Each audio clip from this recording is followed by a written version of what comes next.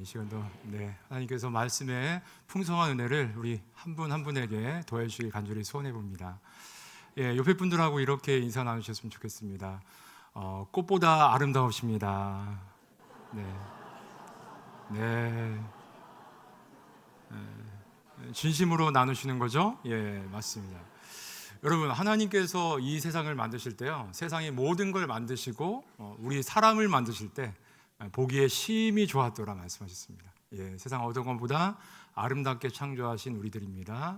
그래서 서로 이렇게 서로 인사 나누시면서 앞으로도 사셨으면 좋겠습니다. 지난 한 주 동안 우리 말씀하신 것처럼 우리 교회는 단기 선교를 다녀왔습니다. 단기 선교 월요일 새벽에 가서 어제 돌아오셨는데요. 청년들도 몇 명이 같이 갔는데요. 청년 중 한 명이 저에게 돌아오면서 연락이 온 거예요. 카톡으로. 목사님, 제가 돌아가서 청년부 예배 때 간증을 했으면 좋겠습니다. 제가 여기서 받은 은혜가 너무 커서 우리 청년들하고 좀 나누면 좋겠습니다 라는 소식을 들었습니다. 그래서 저가 함께 참여하지 못했지만 그 소식을 들으면서 또 오늘 다녀오신 분들의 많은 이야기를 나누면서 이번 선교가 참으로 은혜가 많았구나 라는 생각을 해보게 되었습니다. 그런데요, 저는 목사님께 이렇게 설교를 부탁을 받아서요, 한 주 동안 만만치 않은 시간을 보냈습니다. 하지만 하나님께서 목사님께서 이 목사 좀 설교를 했으면 좋겠어 했을 때 오늘 말씀 주셨거든요. 그래서 다행히 그때부터 말씀을 묵상하면서 그래도 오늘 말씀을 준비하게 되었습니다. 아무쪼록 하나님께서 오늘도 말씀의 풍성한 은혜를 우리 가운데 더해 주시기를 다시 한번 소원해 봅니다. 하나님께서는 우리에게 이렇게 일주일에 한 번씩요, 하나님 앞에 모여서 예배드리는 시간을 허락해 주셨는데요, 특별히 이 시간은 우리가 하나님의 자녀로서 하나님 앞에 나와서 안식을 누리는 시간이다라는 것을 생각해 봅니다. 또한 하나님께서는 이 예배 시간을 통해서 우리에게 우리가 누구인지, 하나님의 구원받은 자로서 정말 하나님을 다시 한번 신앙을 고백하고, 정말 우리가 세상 속에서 이 신앙을 잊어버리고 살았던 것을 다시 되뇌이며 하나님께서 회복하고 또 하나님이 주시는 그 구원의 기쁨을 누리며 살아갈 수 있도록 이 자리를 우리에게 허락하셨다는 것을 믿습니다. 그래서 바라기는 이 시간이 또 그렇게 우리의 구원의 기쁨이 허락되는, 회복되는 그런 시간이 됐으면 좋겠습니다. 오늘 말씀을 시작하면서요, 여러분에게 4가지 정도 질문을 드리고 싶은데요, 이 4가지 질문을 각자 마음속에 한번 되뇌어 보았으면 좋겠습니다. 첫 번째는요, 여러분 인생을 살아가면서 여러분 각자의 생계 문제, 여러분 각자의 삶 가운데 지금 책임지고 있는 그 생계의 문제가 무엇인지 다시 한번 이 시간 떠올려 보았으면 좋겠습니다. 두 번째로는요, 우리가 이 세상을 살아가면서 각자에게 담겨있는 내 가장 친한 사람에게도 차마 말하기 싫은 우리 각자가 살아오면서 마음속에 정말 가지고 있는 상처들이 있을 것 같은데요, 그 상처가 무엇인지 한번 마음이 아프겠지만 떠올려보는 시간이 됐으면 좋겠습니다. 세 번째로는요, 그런 삶에 있어서 여러분 각자가 내 삶을 위로해주고 내 삶에 힘을 주고 있는 그 구원자로 여기며 살아가고 있는 것이 무엇인지 지금 떠올려 보았으면 좋겠습니다. 마지막으로는요, 그런 인생을 살아감에도 불구하고 여러분의 삶에 기쁨을 주고 있는 것은 무엇인지 그것을 한번 떠올려 보았으면 좋겠습니다. 오늘 본문에는요, 한 여인이 등장하고 있습니다. 우리가 읽은 본문은 28절로 30절의 짧은 말씀이지만 이 여인은 요한복음 4장 전체를 통해서 기록되어 있는데요, 이 여인도 이와 같은 4가지 질문에 문제에 봉착해서 살아갔던 것을 우리는 생각해 보게 됩니다. 가장 기본적인 생계의 문제를 해결해야 했던 여인이고요, 그리고 삶의 고단한 문제가 그의 마음의 상처로 남아있는 여인이었습니다. 그리고 그와 같은 삶의 구원자가 필요해서요, 잘못된 신앙관을 가지고 살았던 여인, 그리고 삶의 참된 기쁨이 회복돼야만 했던 그런 여인이 오늘 본문 속에 나오고 있습니다. 그 여인이요, 드디어 오늘 본문에서 예수님을 만났는데요, 이 여인이 예수님을 만나기 전에 그럼 어떤 삶을 살았는지 오늘 말씀을 통해서 살펴보면요, 첫 번째로 이 여인의 기본적인 생계의 문제는 무엇이었죠? 바로 물을 기르러 다니는 문제였습니다. 여러분, 물 없이 살 수 없죠. 그런데 이 당시에는 더더군다나 그랬습니다. 그리고 물을 구하기 위해서는 우리 요즘처럼 상수 시설이 잘 되어 있는 것이 아니라 마을마다 공동 시설로 우물이 하나씩 있어서요. 그 우물에 가서 물을 기르어야 됐죠. 이 여인은 그런데요, 그 물을 기르기 위해서 보통은 다른 여인들과 함께 물을 기르러 다녔지만 이 여인은 한낮의 뜨거운 그 태양빛 아래에서 혼자 물을 기르러 왔습니다. 6절로 7절 말씀에 그렇게 기록되어 있죠. 두 번째로 이 여인은 남편에 대한 문제가 있었습니다. 16절로 18절의 말씀을 보면 지금까지 이미 이 여인은 5명의 남편이 있었고요. 그런데 지금 그 5명의 남편과 어떠한 이유인지 모르지만 다 헤어졌고 이제 새로운 남자와 또 살고 있다는 그러한 고통스러운 문제가 있었죠. 이 문제로 인해서 이 여인은 한낮에 홀로 우물물을 퍼러 기르러 와야 했던 것입니다. 그리고 동네 사람들과의 관계가 모두 끊어진 상태로 살고 있었던 여인이죠.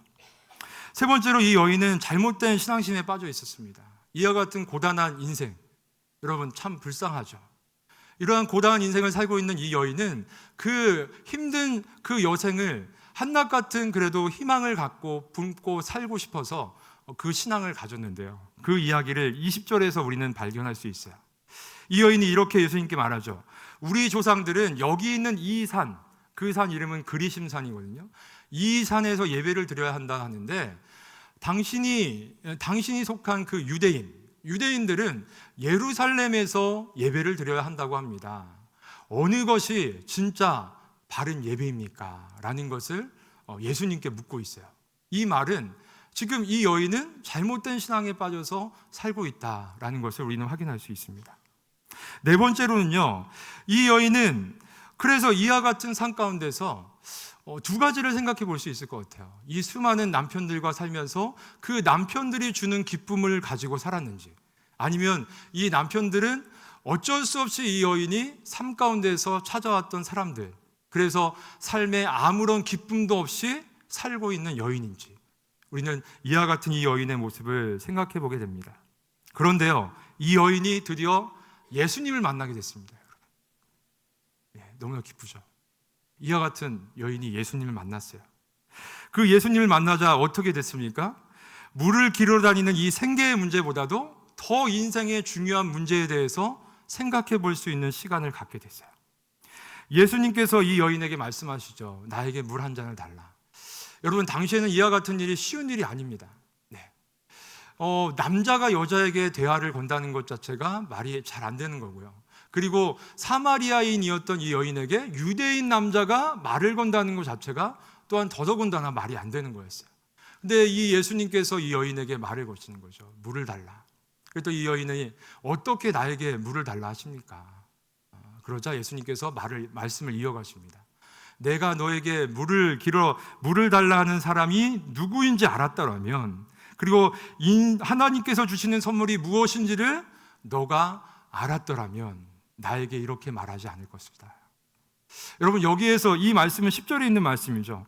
여기에서 하나님의 선물은 무엇이죠? 영생. 우리가 모두가 원하는 영생을 말씀하는 거고요. 내게 물을 달라 하느니 바로 예수님이시죠. 그 예수님께서 우리 모두에게 영생을 주실 수 있는 분이잖아요. 물을 길러 먹는 것이 인생의 최대의 문제 중에 하나였던 여인에게 그 문제를 통해서 인생에서 더 중요한 문제, 영생에 대한 문제를 생각하게 해주시는 것이죠. 그리고 두 번째로는 이 여인에게 남편에 대해서 물어보세요. 내 남편이 어디 있느냐? 여인이 묻지도 않았는데. 그러니까 여인이 뭐라 합니까? 저에겐 남편이 없습니다. 그랬더니 예수님이 뭐라고 말씀하세요? 맞다. 내 말이 맞다. 전에 너에게 있었던 5 남편도 너의 남편이 아니고 지금 너와 함께 사는 사람도 아니다. 여러분, 여인에 대해서 아무것도 모르는 그 남자가 나타나서요, 자신에게 이렇게 자신의 숨겨진 것을 끌어내서 깜짝 놀라게 모든 것을 알고 있는 거예요.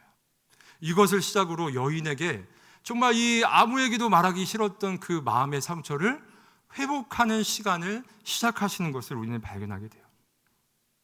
그리고 세 번째로 이 여인이 자신의 그 말하기 싫은 아픔을 감추기 위해서 대화의 주제를 바꾸죠.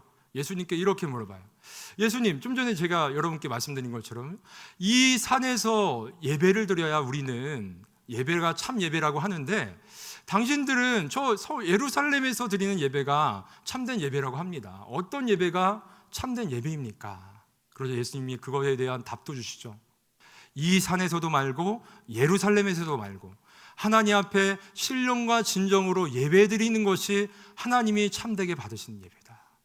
그리고 그 예배는 드릴 때가 왔는데 그것이 바로 지금 너희들에게 임했다라고 말씀하시면서 그 예배를 받으시는 분이신 예수님께서 바로 이 여인의 앞에 있다는 것을 말씀하시며, 하나님 앞에 참되게 예배하는 것은 영과 진리로 예배하는 것이다 말씀해 주고 계세요.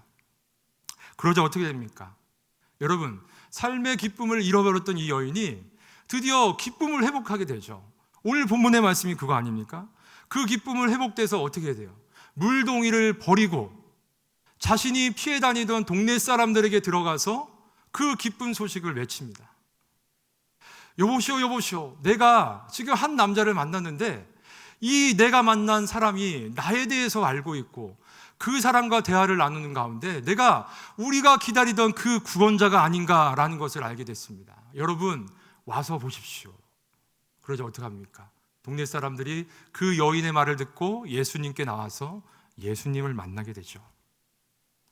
여러분, 이 여인에게 찾아가신 예수님은 모든 인류에게 누구에게든지 이 여인에게처럼 구원자로 찾아가시고요, 그 기쁨을 회복시켜 주시는 분이십니다. 여러분 믿으십니까? 예, 믿고 계시죠? 믿고 계시니까 지금 이 자리에 계신 거 아니에요? 그 예수님은 우리에게도 찾아오셨어요.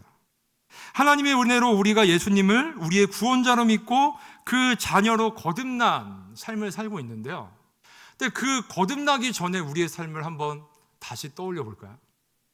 어때요? 삶의 기본적인 생계 문제에 정말 날마다 허덕이며 살았던 우리의 인생이 아닌가요? 그렇죠? 이 땅에 태어났는데 왜 내가 이 땅에 태어났는지 모르는 가운데 어쨌든 태어났으니까 내가 살아가는 이 사회 속에서 살아가야 되니까, 나의 생계, 나의 가족의 생계를 이어가야 되니까 열심히 살아갑니다. 각자가 그와 같은 삶 가운데서 여러 사람과의 관계 속에서 여러 상처를 받고 남에게 말하지 못할, 차마 나의 사랑하는 사람에게도 말을 꺼내지 못할 그 상처들을 가지고 우리가 살아가고 있죠. 그런 삶의 구원자가 필요해서 이런저런 사람들을 찾아 나섭니다. 점을 보기도 하고요, 우상 앞에 가서 절을 하기도 하고요, 돈이 나의 구원자가 돼서, 아니면 무엇이, 예수님이 아닌 그 어떤 것이 구원자가 되어서 마음에 붙잡고 살아가던 우리, 그 안에서 잠시 잠깐 우리에게 쉼을 주고 기쁨을 주는 그 헛된 것들을 품고 살다가 그것마저도, 그 기쁨마저도 잃어버리고 살아가던 우리의 모습이 예수님을 만나기 전에 우리의 모습이 아닌가요? 그런 우리에게 예수님이 찾아오셨습니다. 그리고 우리의 삶은 바뀌었죠. 이 여인처럼 바뀌었습니다. 그 삶의 생계의 문제, 근본적인 중요한 그 인생의 문제보다도 더 중요한 문제가 있다는 것을 알게 됐어요. 우리 모두 죄인이고 그 죄의 문제 때문에 결국에는 이 땅에서의 삶을 끝내는 그 순간에 영원한 형벌을 받아 마땅한 인생들이었다는 것을. 그런데 그 문제를 해결해 주시기 위해서 우리의 구원자 되신 예수님께서 이 땅에 오셨다는 것을, 오직 그분만을 믿어야만이 그분이 나의 죄를 용서해 주시고 구원을 받아 이 땅에서뿐만 아니라 영원한 영생을 누리게 된다는 것을 알게 된 것입니다. 믿게 된 것이죠. 그리고 각자 가지고 있는 그 아픔의 문제까지도 우리의 구원자 되신 예수님 앞에 내려놓고 맡김으로써 날마다 조금씩 회복되며 살아가는 우리의 모습. 잘못된 신앙심도 계속되는 예배와 교회에서 양육 훈련을 통해서, 하나님 이런 분이시구나, 내가 잘못 알았구나, 하나님은 이렇게 신앙하는 것이구나 라는 것을 알아가면서 우린 살아갑니다. 그리고 그 안에서 세상에서 예전에 누리던 그 기쁨은 정말 쓸데없는 것이었네, 헛된 것이었네 깨닫고 하나님 안에서, 구원자 안에서의 참된 기쁨을 누리며 살아가게 되죠. 모든 인생은 누구든지 이 유일한 구원자 되신 예수님을 만남으로 이와 같은 구원의 은혜를 누리며 기쁨을 회복하고 살아가야 합니다. 여기 있는 우리뿐만 아니라 이 땅의 모든 사람들이 그렇게 살아가야 되죠. 그런데요, 여기서 여러분 마음에 답답함이 있을 거예요. 그렇죠? 하나님 은혜로 우리가 구원자가 되어주셨잖아요. 근데 우리의 기본적인 생계의 문제는 왜 여전히, 우리의 마음속에 그 아픔을 주었던 상처의 문제는 왜 여전히 우리에게 존재하는가? 그렇죠? 반문할 수 있습니다. 그런데요, 여러분, 이 여인이 예수님 만나서 이 기뻐졌다고 이제 앞으로 우물물 마시러 안 와도 되나요? 이 땅에서의 삶을 마치는 그때까지는 계속 이 우물물을 기르던 먹어야 돼요. 그리고 남편의 그 상처들이 있었는데 이 상처는 앞으로 계속해서 하나님의 말씀 가운데 회복되어 나가야 할 문제인 것이죠. 중요한 것은요, 삶을 대하는 그 태도, 삶의 가치관이 우리의 유일하신 구원자 되시는 예수님을 만남으로 우리가 바뀌게 되었다는 것이죠. 예전에 내 삶을 올가매던 그 문제에서 이제 자유를 누리고 성령의 인도하심 안에서 우리가 살아갈 수 있게 되었다는 거예요. 그렇다면 우리는 오늘 본문의 여인처럼요, 예수님을 만나고 새롭게 태어나서 이 구원자와 함께 내가 누릴 수 있는 그 기쁨을 충만하게 누리며 살아가고 있으십니까? 지난 한 주 어떠셨어요? 충만하게 누리셨습니까? 누리신 분들은 한번 환하게 웃어주시겠어요? 이 질문이 웃겨서 웃으시는 거죠. 네, 그럴 거라 생각이 됩니다. 그렇지 않다면 무엇이 문제일까요, 여러분? 이렇게 구원자와 함께 그 구원의 기쁨을 누리며 살아가야 되는데 우리에게 그것이 잃어버렸다면, 오늘 말씀을 준비하면서 누가복음 15장 말씀이 떠올랐는데요. 누가복음 15장 하면 어떤 말씀이 있을까요? 여러 말씀이 있는데요. 특별히 우리가 다 잘 알고 있는 탕자, 잃어버린 탕자 말씀이 누가복음 15장에 기록되어 있습니다. 여러분, 어떤 아버지, 참 좋은 아버지가 있죠. 두 아들이 있습니다. 둘째 아들이 어느 날 자신에게 상속해 주실 유산을 미리 주세요 라고 말하죠. 아버지께서 걱정이 되지만 그 유산을 주십니다. 받자마자 어떻게 하죠? 타국으로 건너가서 허랑방탕하게 주신 유산을 다 허비하고 돌아오게 됩니다. 여러분, 우리가 오늘 여인처럼요, 우물가의 여인처럼 예수님을 만나서, 구원자 되신 예수님을 만나서 그 구원의 기쁨을 누린 경험이 다 있으세요. 그래서 우리가 구원받은 자로 살아가고 있잖아요. 그런데 이 둘째 아들과 같이 우리가 살아가고 있는 건 아닌지 생각이 됩니다. 우리에게 모든 것을 후히 주시고 꾸짖지 아니하시는 그 하나님께서 우리의 삶을 날마다 지금까지 인도해 주셨어요. 그러니까 그 하나님 앞에 우리가 우리의 존재됨을 잊어버리고 각자 살고 싶은 대로, 예전에 내가 그 예수님을 만나기 전에 살았던 방식, 이 오늘 이 잃어버린 둘째 아들은 무엇이 자신의 구원자가 됐던 거예요? 아버지께 받은 유산, 그 돈이 그의 삶의 구원자가 되어서 그 돈을 쓰면서 누리는 그 즐거움이 삶의 기쁨이 되어서 살아가고 있는 것입니다. 첫째 아들은 어떻습니까? 첫째 아들은 좀 나은가요? 아니죠. 자기 동생이 돌아왔어요. 아버지를 원망하면서 집에 들어가려 하지 않아요. 어떻게 저렇게 유산을 다 허비하고 돌아온 아들을 기쁘게 맞이하고, 나는 아버지 앞에서 이렇게 살아왔는데 한번 맛있는 거 해주시지도 않으면서. 이 첫째 아들도 마음속에 뭐가 있는 거예요? 아버지와 함께 있지만 그가 바라고 있는 것은 아버지의 유산이에요. 자기가 받을 유산. 마찬가지죠. 그 유산 바라보면서 아버지 앞에서 불평도 있지만 마음에 꾹 숨기고 아버지와 함께 사는 기쁨을 누리지 못하고 살다가 동생이 오니까 그 마음이 터진 거죠. 우리에게 이와 같은 모습으로 살아가는 우리의 모습이 있기 때문에 우리가 하나님 안에서 구원자 되시는 예수님, 오직 그분, 그리고 그분이 주시는 기쁨으로 우리의 삶이 날마다 살아가지 못하는 것이 아닌가. 오늘 말씀을 통해서 우리의 모습을 돌아보기 원합니다. 이 두 가지 부류만 있을까요? 아니요, 한 가지 부류가 더 있어요. 예수님을 믿는다고 착각하고 예수님의 자녀와 하나님 구원자의 자녀가 되었다고 착각하고 살아가는데 아직 이 구원자를 만나지도 못했고 구원자를 만남으로 누리는 기쁨도 맛보지 못하고 그저 이 여인이 예수님을 만나기 전에 자신의 삶의 고단함을 조금 위로받기 위해서 믿었던 잘못된 신앙, 그 신앙을 가지고 주님 앞에 있는 사람도 있을 수 있다는 것이죠. 우리는 과연 어떤 모습의 사람으로 지금 서 있는지요? 구원자가 되신 예수님 안에 그분이 주시는 그 기쁨을 누리지 못하고 살고 있다면 그 이유는 무엇일까요? 우리는 예수님, 우리의 구원자 되신 예수님을 믿고 영접한 다음에 구약 이스라엘 백성을 하나님께서 출애굽시키시고 그들에게 시내산에서 율법을 주시고 하나님의 말씀을 주셔서 그들이 그 말씀 앞에 살아가도록 하셨잖아요. 마찬가지로 거듭난 우리도 하나님의 말씀이 우리의 삶의 중심에 있어서 그 말씀 앞에 살아가야 되는데 그 말씀 앞에 살아가는 우리의 모습이 없는 거죠. 그 말씀 앞에 살아간다는 것은 무엇일까요? 우리가 레위기 말씀을 다시 다 살펴봐야 될까요? 아니요. 어린아이들도 다 알 수 있는, 하나님의 자녀로 거듭난 어린아이들도 다 살아갈 수 있는 너무나 간단하고 쉬운 하나님이 우리에게 주신 말씀. 뭐죠?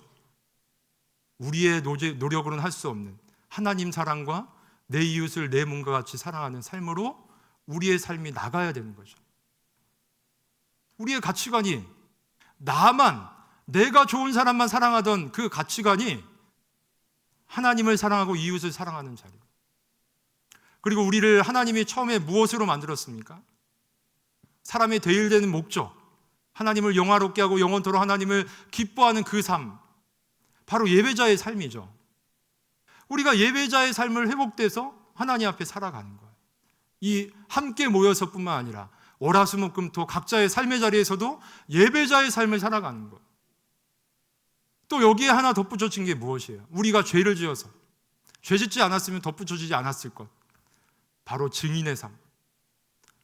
여전히 하나님을 잃어버리고 각자 죄 가운데 살아가는 사람들에게 그 복음, 예수님이라는 구원자의 기쁜 소식을 전해주는 삶, 이 삶을 살아가라는 거죠. 근데 이 삶을 살아가는 거 우리가 지금 말씀드린 다 아시죠? 그렇죠? 아는데 살지 못하는 것은 무엇이에요? 우리를 공격하는 영적인 전투가 있기 때문이죠. 영적으로 계속해서 사탄이 우리가 하나님의 자녀로 거듭난 삶을 살아가지 못하도록 방해하기 때문에 우리는 그 방해가 있다는 것을 알고 우리는 이렇게 살아가야 된다는 것을 알고 살아가야 되는 것이죠. 근데 너무나 어려워요. 근데 우리가 날마다 이 어려움을 극복하고 정말 우리의 구원자 예수님을 삶의 중심에 모시고 그 기쁨을 누리며 살아갈 수 있는 4가지 질문이 있습니다, 여러분. 이 4가지 질문을 우리의 마음속에 항상 되뇌면 이 자리를 떠나지 않을 가능성이 높아집니다. 그건 무엇일까요? 여러분 하고 계실 수도 있어요. 첫 번째는 뭐죠? 하나님이 누구신지. 하나님은 누구시죠? 천지의 창조주시고요, 천지 만물을 다스리는 분이시고요, 우리를 구원하신 구원자시고 이 세상의 죄를 마지막에 심판하실 그 하나님. 그리고 나는 어떤 존재예요? 영원히 죽을 수밖에 없는 죄인 되었던 존재였는데 구세주를 만나서 의롭다 여김을 받은 하나님의 자녀된 존재. 하나님께서 날 위해서 무엇을 하셨죠? 날 구원하시기 위해서 십자가에 죽으신 그 대속의 죽음. 그렇다면 나는 어떻게 살아가야 될까? 우리 이 4가지 질문을 항상 우리의 삶 가운데 끊임없이 반복하면서, 그렇다고 내 힘으로 살아갈 수 없죠. 나를 그렇게 이끄실 성령 하나님의 도우심을 끊임없이 구하며 우리는 그렇게 살아가야 될 것입니다. 그렇게 살아가는 사람들의 예를 하나 들면요, 컴패션이라는 유명한 단체가 있죠. 요즘에 많이 알려졌어요. 연예인들도 많이 활동을 해서요. 근데 이 단체가 언제 만들어진 단체인지 아세요? 우리나라를 위해서 1952년에 한국전쟁 이제 끝난 후에 전쟁 고아들을 이제 미국의 어떤 목사님이 한국에 잠시 들렀다가 수많은 전쟁 고아들을 보면서 그 하나님이 주신 마음으로 설립된 단체가 컴패션입니다. 그래서 전쟁 고아들을 이 땅에 그래서 미국으로 다시 돌아가서 미국과 캐나다와 여러 나라들의 이제 이런 그렇죠? 한국의 실상을 알리고 많은 도움을 얻어서 특징은 뭐예요? 한 아이가 다 성장할 때까지 한 사람씩 결혼을 맺어서 그 아이를 책임지는 거죠. 그래서 그리고 이 단체의 특징은 그 월화수목금토 이렇게 교육을 시키고요, 아이들을. 그와 더불어 주일에는 하나님 앞에 예배자로 서게 만드는 그 특징이 있는 단체입니다. 그렇게 이제 우리나라가 수혜를 받았고요. 그리고 이제 떠났었는데 이제 다시 서정인 목사님이라는 지금 대표 되신 분이 그 단체의 소식을 알고 다시 한국으로 이제 그 조직이 생겨서 지금 한국이 또 많은 이제 나라들을 필리핀을 비롯해서 많은 나라들의 이제 1대1 결혼을 맺고 이런 일을 하고 있는 것이죠. 예, 이 대표 되시는 서정인 목사님의 간증을 제가 잠깐 보면서요. 원래는 그냥 교수 사역을 하면서 살려 했던 그 한 사람을 하나님께서 부르셔서 이제 평생에 하나님 앞에 이와 같은 삶을 살게 만드신 하나님. 여러분, 우리가 이렇게 엄청난 거창한 삶을 우리가 삽시다, 제가 말씀드리는 것이 아니라요. 우리 각자의 삶의 자리에서 하나님이 허락하신 그 모든 삶의 자리에서 우리도 충분히 이 4가지 질문을 하면서 하나님께서 나를 통해서 우리를 통해서 하실 일이 무엇일지를 우리가 날마다 우리 구원자 되시는 예수님을 내 삶에 모시고 그 구원자 되신 예수님이 우리에게 주시는 기쁨을 누리며 살아갈 때 우리도 충분히 그렇게 하나님께 영광을 돌리며 살아갈 수 있다는 것입니다. 지금 우리는 무엇을 나의 구원자로 삼고 살아가고 계시나요? 나의 기쁨으로 누리며 살아가고 있는 것은 무엇인가요?